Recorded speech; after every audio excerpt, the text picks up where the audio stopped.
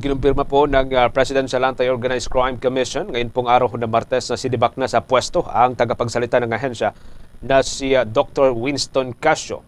Ito ho'y habang gumugulong ang investigasyon sa insidente ng pananampal ng opisyal sa umano'y pananampal ng opisyal sa janitor ng sinalakay na Philippine Offshore Gaming Operator sa Bagak sa May Bataan nitong araw ng Huwebes, Oktubre 31.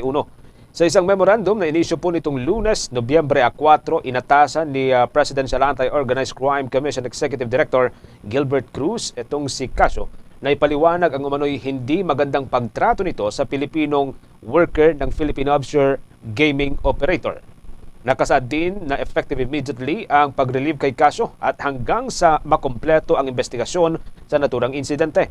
Sa panig naman ni Dr. Casio, ipinaliwanag niyang hindi niya napigilang sampalin ng 2 beses ang naturang individual matapos itong bastusin ang staff ng Presidential Anti-Organized Crime Commission at mag-dirty finger pa. Sintabi po sa mga nakikinig, mag-dirty finger sa kanya.